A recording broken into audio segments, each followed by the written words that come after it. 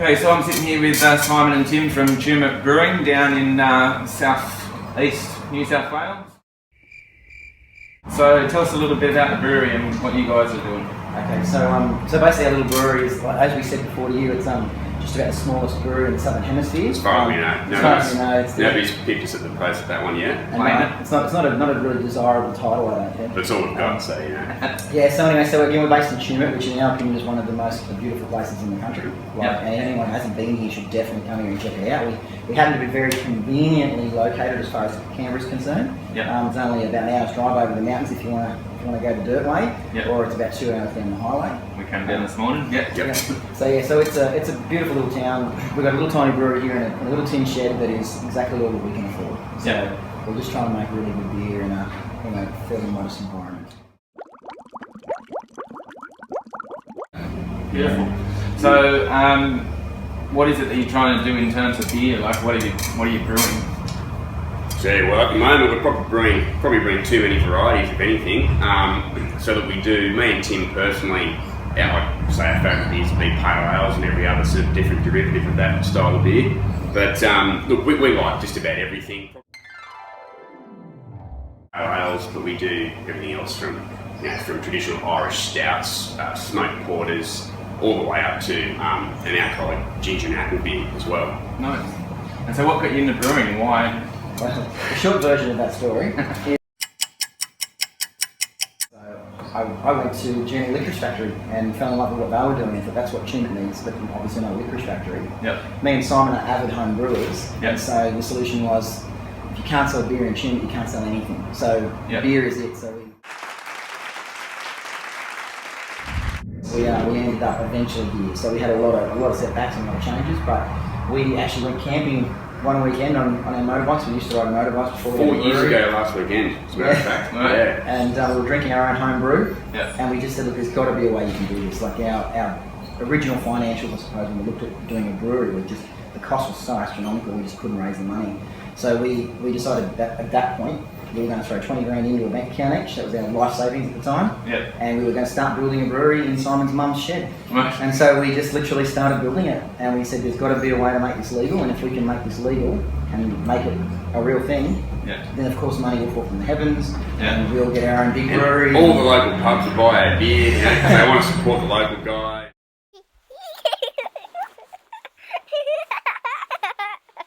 So of course they all bought our beer, and they were making heaps of money. We've managed to. We've got one of them buying our beer, I think, at the moment. 2 of them, if you count a bottle shop. And again, things didn't quite work out the way we hoped. We didn't magically get all the funding, but we're moving forward still, and we've proven we can do it. We're winning some awards. At least things are very positive for us. We just need to be able to make more beer to try and make some real money, because we'd like to get paid one day. That's our fantasy. Sounds like a plan.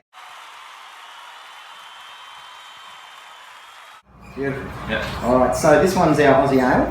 This is one of our most popular beers because it's basically really easy to drink, I think is what it comes down to. It's a fairly well balanced beer as far as the malts and the hops go. It's not particularly hoppy or particularly malty. Having a session beer as well. And that's what it goes down like, the sessional beer. Imagine a hot day in a hot shed, you could sink a few of these.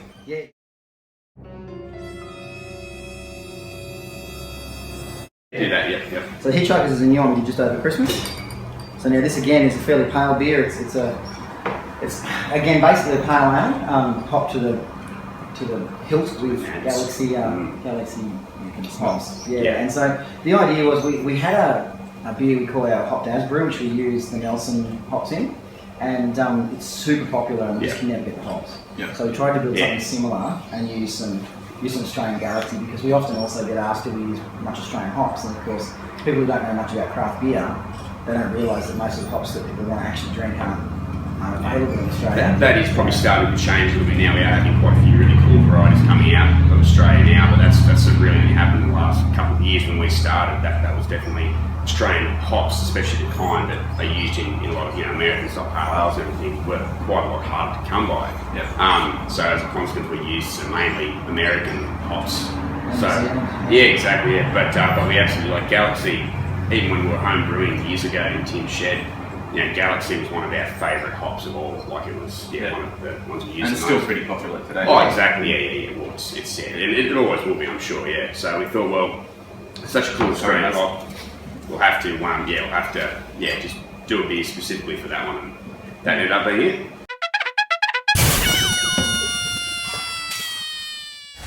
Right, we've got the Deliverance. We'll go to the red. So the redneck's an Irish red ale. So this is sort of very different to what you've been drinking. So it's an English style beer. It's all about the malt. Very low hop, very low bitterness. It's all about the malt characteristics, and again, probably better in the winter rather so more so than the summer. Yep. But it's just it's a nice alternative to all the hoppy bitter beers that seem to be around now. And the blonde's a solid beer, and it's sort of a lot of people don't like blondes, and so they instantly don't want to try the flowering one because they're scared it's going to be a boring one like a lot of the others they've had. But it's just having that little bit more hop character makes it just that much more. Well, I suppose like most blondes too, blondes and strains that are used to, something like pure blonde of course, which is just a fairly bland lager. So that's very different to this one. This is sort of more, we didn't actually design it on any kind of particular beer style, we've been actually making that ever since we're home brewing really, we tried a variety of different hops, but it's probably closer to like an American style blonde ale, so it uses, SO5 American ale yeast. Pig is the American pale ale, so that's basically that's my favourite beer. I'm a big American pale ale fan, so again, big hops, big bitter. It's just I think it's very well balanced with the malt still. Like it's still obviously a pale ale, but it's got a nice malt character still that helps bring the whole beer around.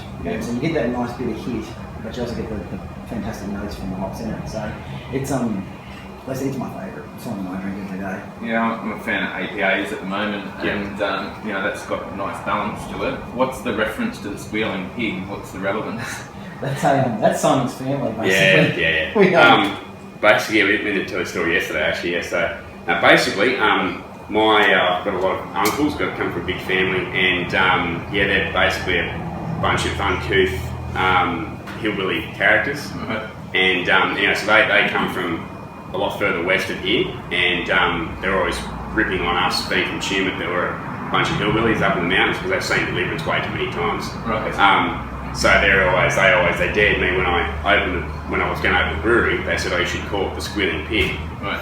And I said, "Well, we probably should choose as much as that did appeal to me. I've got to say, we thought we better choose a grown-up name for our brewery. But I said, but I will name one of their beers Squealing Pig, and that being an American sort of pale, that was the first real American style beer that we did. We thought, well, we'll call it Squealing Pig, and we'll just leave the name open to interpretation. Reference to the hillbillies. Yeah, exactly. So of course we've got the redneck as well. And now you've got Deliverance.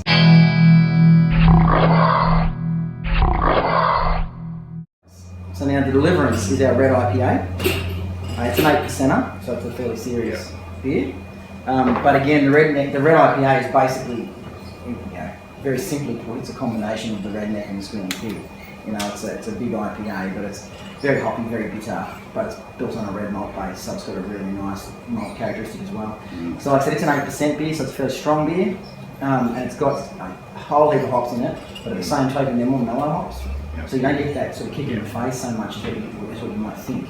And it's a very smooth beer to drink. Like it goes down a lot easier than it probably should for 8%. You can't really taste the alcohol. It's actually, it's on paper, it's actually 100 IBUs as well. But it really doesn't taste it just because